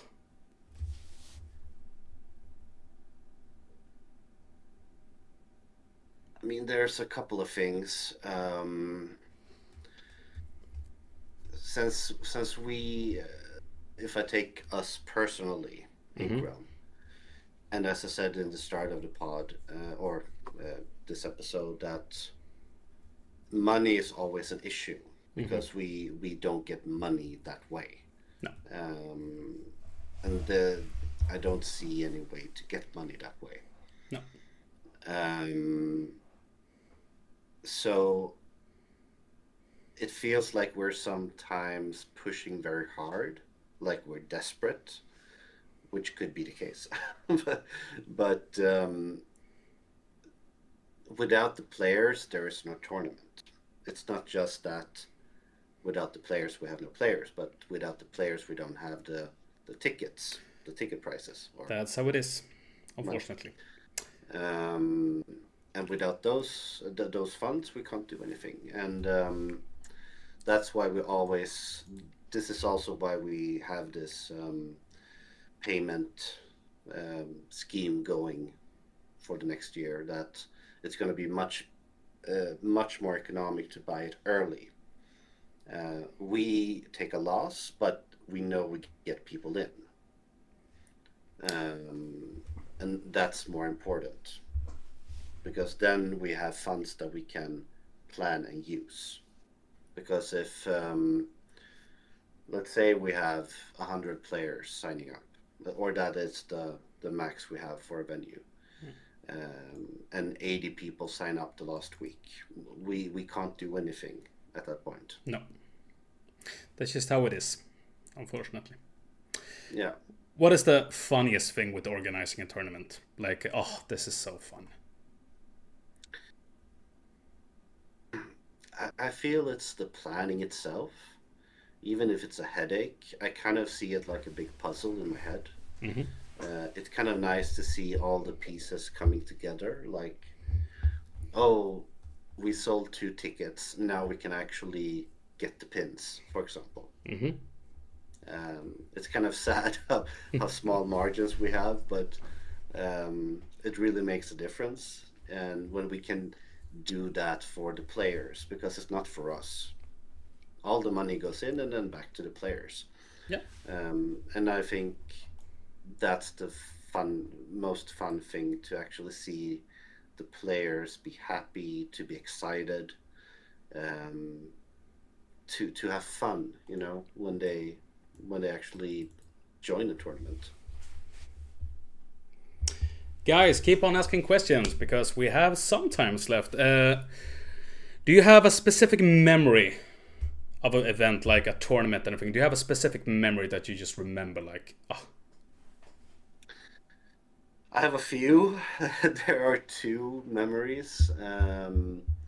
One is B prep, of course, the famous incident in Malmö. yeah, because we actually had a question here. It was someone who asked about Malmö Gamer Weekend here, the first tournament that you got thrown out of it. What happened? I bricked, and he played like three B preps in a row. Mm-hmm. Um, so it felt very unfair, especially since I almost won 2-0 in the Swiss. He Mm-hmm. managed to get 1-1, Yeah. but it was very close. And Mm-hmm. then I got just steamrolled in the quarterfinals. Yeah. But that's the game. I mean, That's the he's a game. good player, so Yeah. but Can't be angry at that. That's just a game. That just happens. it's yeah, exactly. But that's one of the reasons that I don't like B prep because he No. had one or two castles out and just B prep. Oh, Yeah. look, 4 points. B Yeah. prep. Oh, 4 points more. B prep. Oh, I won. Yeah. It's just a game. That's just a game. It's a game. Do you have And another memory? yeah, it was in, I think it was in Linköping, Mm-hmm. and I was playing against Alice. Alice is also in the organization, and she is also the like TO for Dragon Slayer here Mm-hmm. in Stockholm. And she loved her Jafar deck, and usually I didn't have an issue with the whole wheel thing, Mm-hmm. because it felt like it was a Russian roulette. There's no chance you're going to get three in a row, you know. Guess what she did? Oh. Yeah, not Ah. three in a row. She did get two in a row, Two in a but row. yeah, but the thing was that she had one or two friends. She had Rabbit, and Oh, then Jesus Christ. yeah, I think she did 21 points in one turn. Oh, dear. That is not a Yeah, great feeling. Yeah. Yeah, I I can almost understand. I almost flipped the table. That was crazy. But I I mean, probably would have done the it same. yeah, it was fun, but and then I think the worst feeling is when you play games, especially pre-rotation. As I said, you met the ramp deck or Ruby Amethyst, and you had like 19-2 or 19-0, Yeah. and you still lose. That always infuriated me because it felt so unfair in a way. Um, just because how the different decks are built. Um, I'd much rather lose 1920 if it's a close game. Mm-hmm. Then I would say this is the best game ever because then it's, Then it's fun something is, because yeah, yeah, it's a good game because I have those games too. Like when it's so close, and it's like it doesn't matter if I lose because I'm like, wow, that was such a good game. Thanks for the match. yeah, Like that was amazing. It was just a fun time. exactly. And most of the best games I've ever had, I lost, but they were so much fun because the player was really fun to play with. Yeah, They had a fun deck. They did some amazing things with the cards. It was just a really cool, back and forward.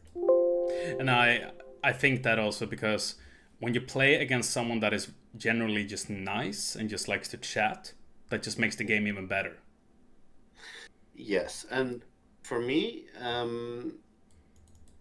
I played all the DLCs in Europe, which has been five at the moment. Mm-hmm.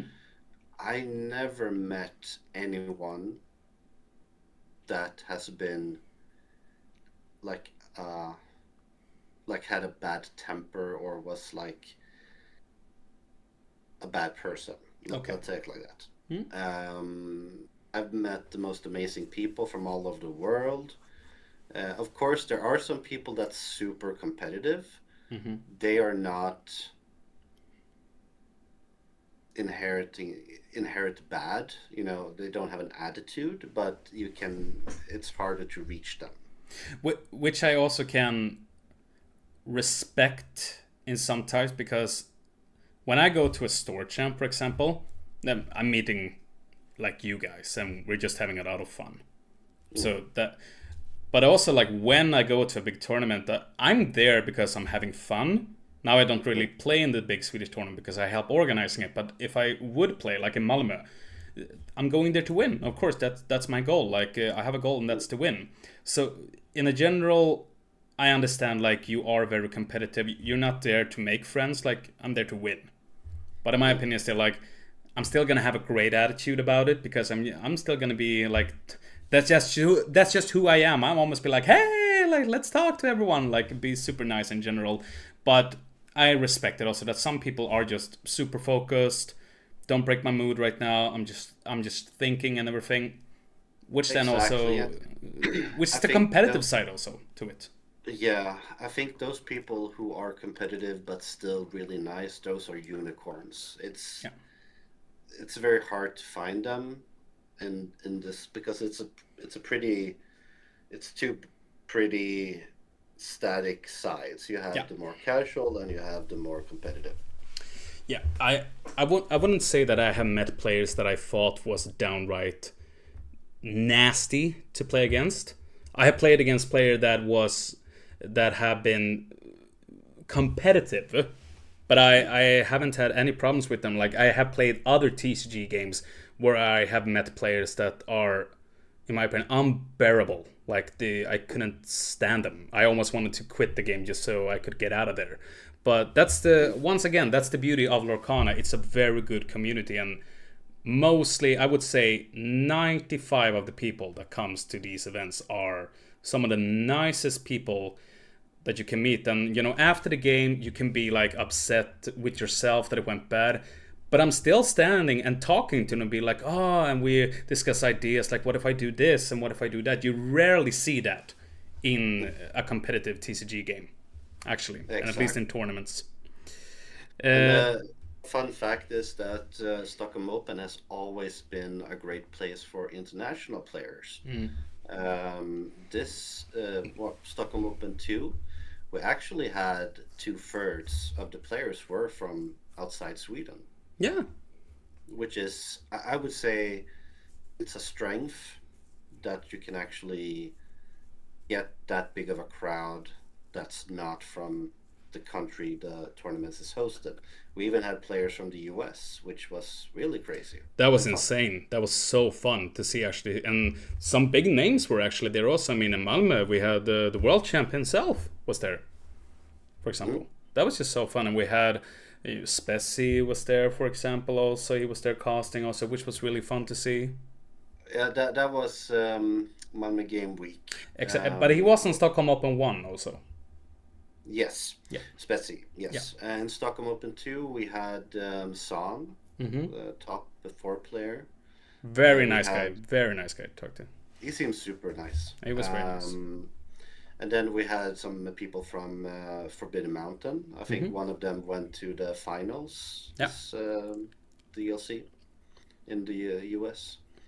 Um, we had some real big contenders. So I was super happy that Aska went and won the whole thing I was so happy against about that too. a thin, like a pure Nordic final, which was really unexpected but Yeah. super fun to see. No, that was amazing to see. We also had like content creators. We had the Luminary Glimmer was there. Briggan, as his name is, a good friend of mine. She was there, she was even up on stream, which was awesome to see actually. And then we had, of course, Angelo, who was the head judge, but he is Villains and Ink also and stuff like that. Then we have Danne, Legend of Danne also, who was a co-streamer with me also, and Magnus.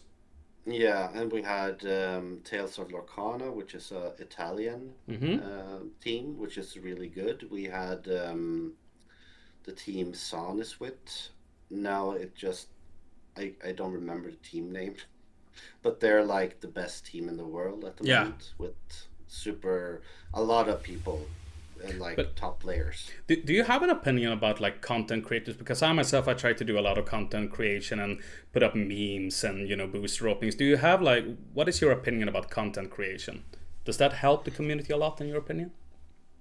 I think so. I think it's good with um, like you have interviews now Mm-hmm. and you do some pack openings, you have memes. It's good to have like a spread. I think your strong, especially your strongest USP is that you have these interviews with Mm-hmm. people of interest, which is not that common in the community so far. There's a ton of people opening packs, and I mean, it draws a public. That's fine. Yeah.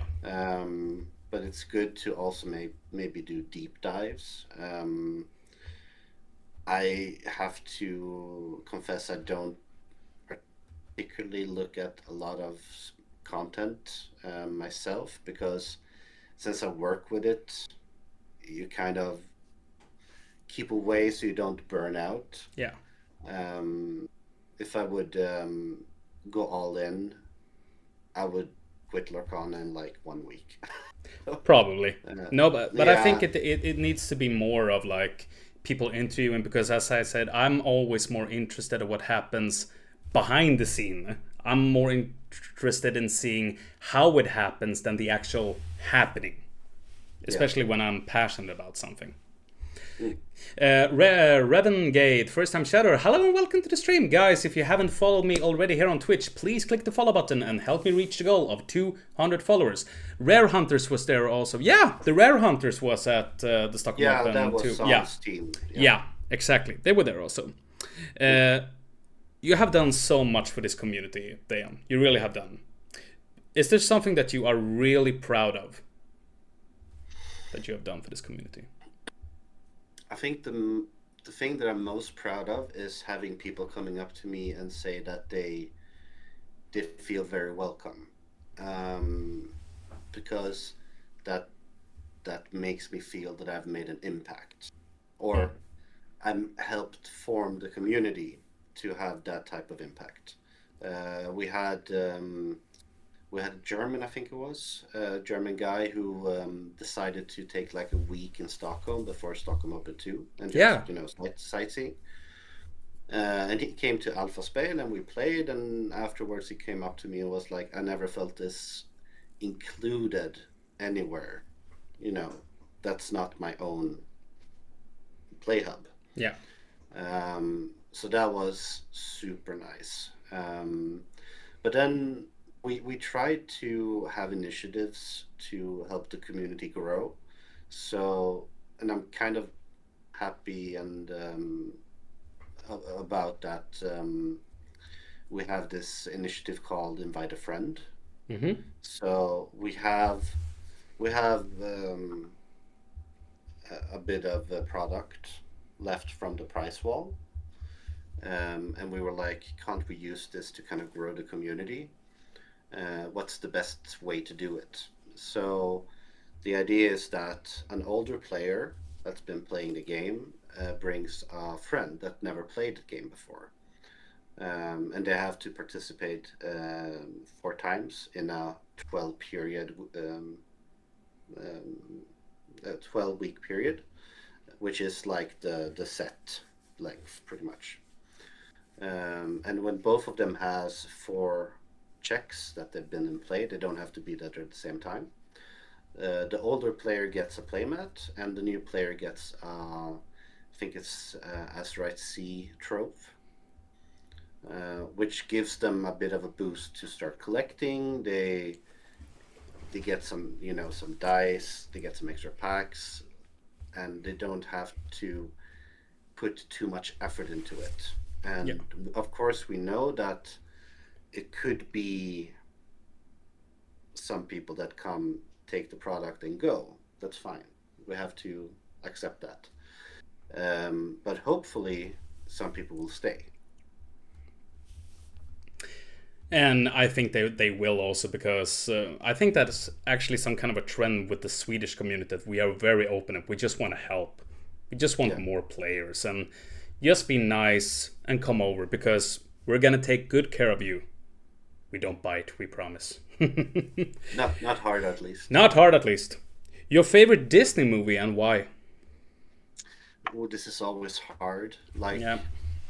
of course, I have And I'm gonna also exclude the Pixar movies here. We're just gonna talk the original Disney animated yes. ones. I think my more nostalgic movies are Aladdin and Little Mermaid. Yeah. But I think the best one is Atlantis. Oof. And on the honorary mentions, I have Treasure Planet Yeah. and The Emperor's New Groove, because I love Yes. those two. Yes. Emperor's New Groove. One of the most underrated Disney movie of all time. Probably the Yeah. funniest that they have ever done. Mine is But Atlanta, mine is Fantasia though, which is a very different type of Disney movie. But I think that is where Disney showed its true colors, like what they could do with animation. But if we're yeah. just gonna talk since it's not really a Disney story, it's just more it's animation with music, and I love classic music and I love animation. But if I were just to pick a story driven movie, Beauty and the Beast, no questions needed because it's perfect in my opinion. I mean, I love Beauty and the Beast. I love Tarzan. Yeah. They are all super good. Um, but Atlantis for me was something special because it felt almost a bit like anime.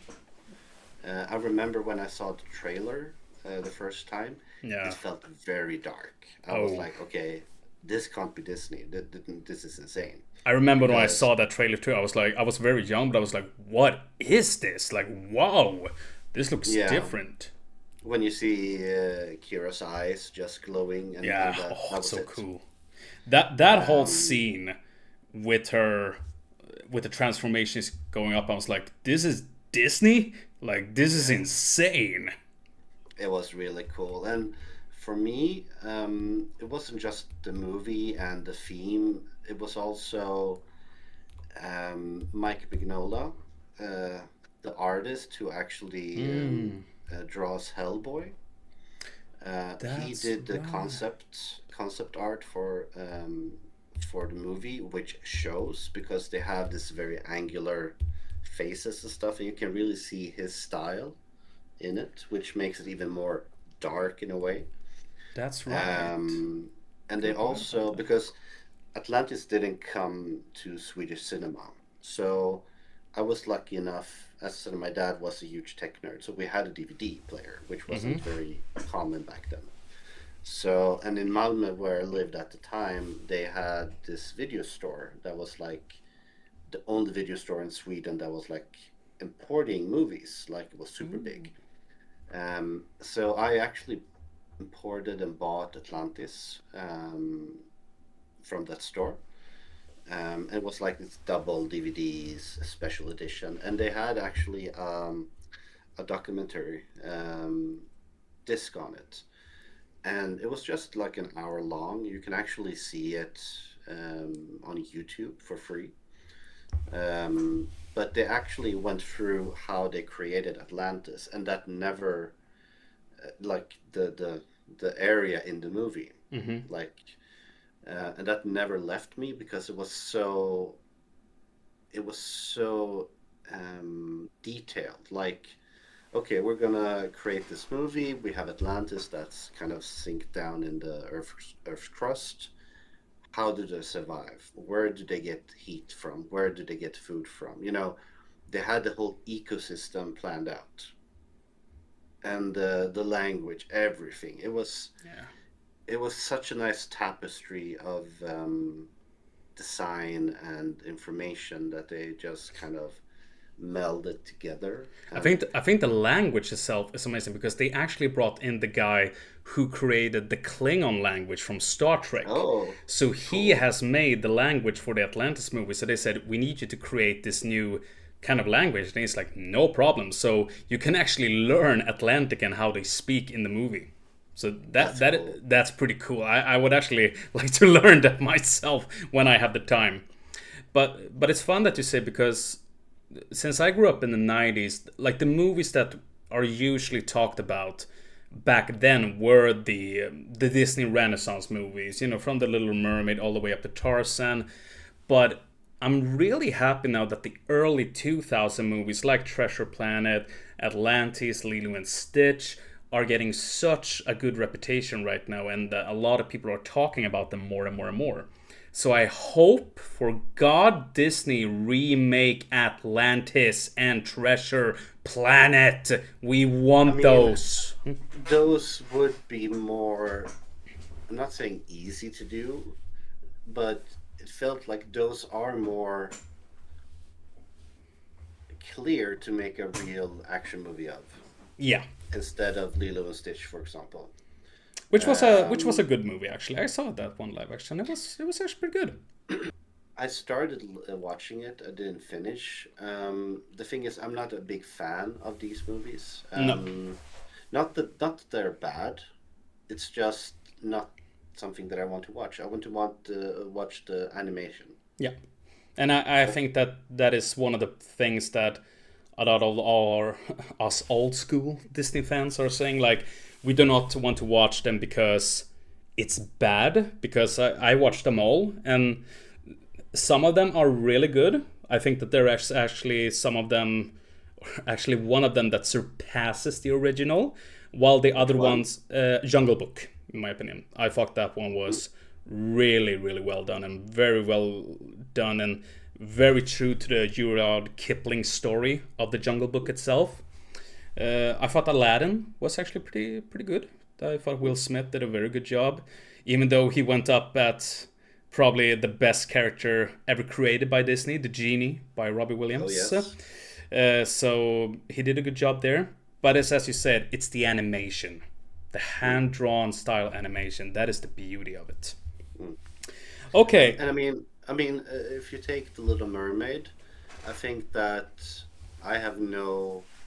A lot of people had issues with her skin color in the live action. I thought she was uh, a perfect match. Personally, I think Yep. she was really good.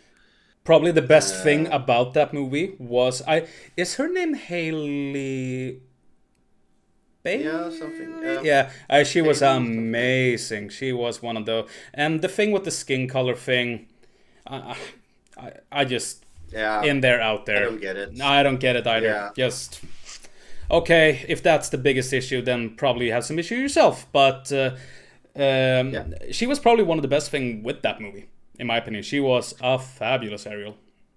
I saw, as I said, I've seen like the start of many of these, but then kind of lost interest Yeah, because I just I end up like watching the original movie instead because yeah, oh, I want the animation. yeah. Me You know, too. I And that want. that is probably one of the absolute biggest thing for me too. I just want the animation because it's much Yeah. more beautiful, and the thing that you can do with animation. That's why I think a lot of people like us say, well, this movie doesn't work because it doesn't have the same thing with the animation, because you can do so much more. It's more alive, it's more colorful, like the expressions and everything. And that is hard to do in live action. That is Yeah, probably one of and those. let's say Lilo and Stitch was, from what I've heard, it was a fairly okay movie. That It was was good. well made, but like you can't get that expression of her No, and Stitch when they're like messing around. no.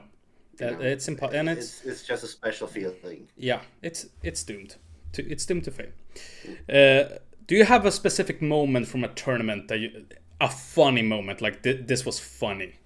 Something happened and it was funny. To be honest, nothing pops up. It's either super fun, a super nice memory or like a super bad memory. Okay, but we can take those Um, two then. A super bad memory and maybe a super like nice memory. a super nice memory and a super bad memory. I think these are like intertwined. Okay. It was actually in Bochum, the DLC. Mm-hmm. Um, I had a pretty not unorthodox deck, like what was it? Um, Emerald, green emerald, Mm-hmm. amethyst emerald, and it just worked. And Okay. it worked so well that I actually ended up on stream the last game, and the No. winner of the game would have gone to top 64, which was Ah. just insane. Like 2,000 people, and you're sitting there in the hot seat. Mm-hmm. Um, and the game ended 1-1 because I did a misplay in the first game. So this is the really sad part. Um, he was playing Ruby Amethyst, and he'd got out like Medusa, and that's pretty harsh. Yeah. And the issue was that he also had Flynn out. And Flynn says that if you don't have any characters that's bigger than my biggest character, I get a ton of lore. Yeah. Um, and the misplay was that I think I had Diablo out, and I don't remember how it was. I think it was the rabbit that I blew up, and he draws a card, and I draw a card, which I shouldn't have done because it's only on his turn that I draw a card. Ah, that's right. Um, and the issue was that I drew a fox. And I needed Fox to control the board state because I think its score was like, let's say, 10-4 or something. It wasn't game over, but it was close. Um, and of course, then my opponent says, "Oh, you can't do that." The judge comes, and the judge asks me, "Did you see what it was?" I'm going to say, "Of course I did," because I'm not going to lie on stream. Um, and then we did a reshuffle, and then I drew a new card, and it was like a one cost or something. Ah. So I ended up losing that game. Okay. And then the game after, I won 20-0, which was super fun. So I the thing was that we both lost in a way. To be honest, in that situation, you just want to do like a flip the coin almost because it feels so bad that both of us kind of eliminate each other. But it was a really fun moment. It was super close. At that point, I was top 180. I think I finished. That's very good. That was fairly good, yes. Fairly good, I would say. And that kind of was the highest Swedish rank until Henrik, the guy who won Stockholm Open 1, actually managed to get 128 just on the line in Birmingham. Henrik, a very good player and a good friend of ours also. Yeah. Very good player. Super good player. The first Stockholm Open 1 winner. So if you play against him, you're up for a treat because he is probably one of the best players I have played against, in my opinion. And with that also, we have now been sitting for 2 hours, which is a very long time. So we are nearing the end of the interview. And at the end of the interview, I'm going to ask a question that is asked by the previous one that has been on the interview. So this question comes from Angelo. And he asked you this: what's holding you back from being the best at what you right now are loving or playing?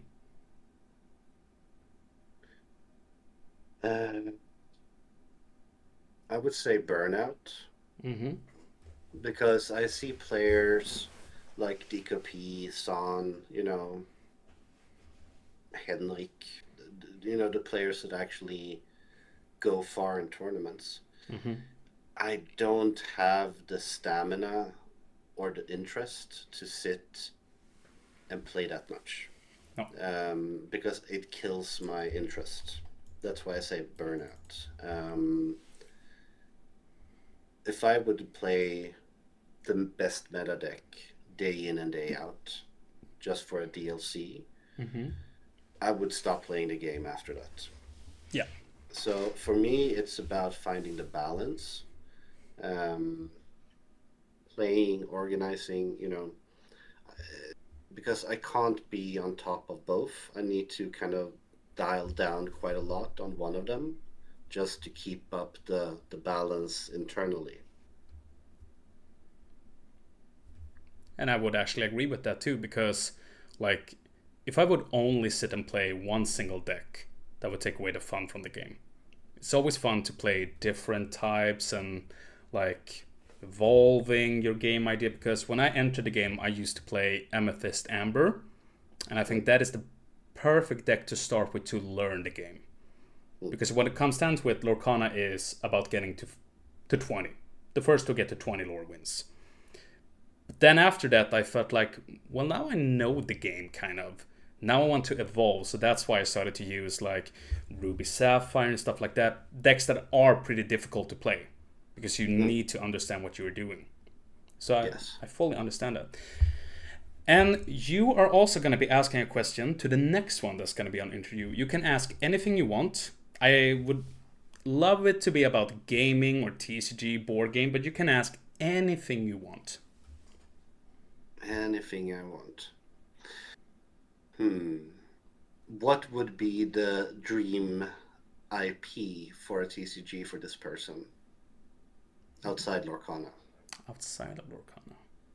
That's a very good question. That's a very good question. And I will make sure to ask that to the next person that's going to be coming up here on this interview. We are 8 viewers right now on the stream. Dejan, I want to say thank you so much for being on the stream. You're a wonderful human being. Keep on doing what you are doing.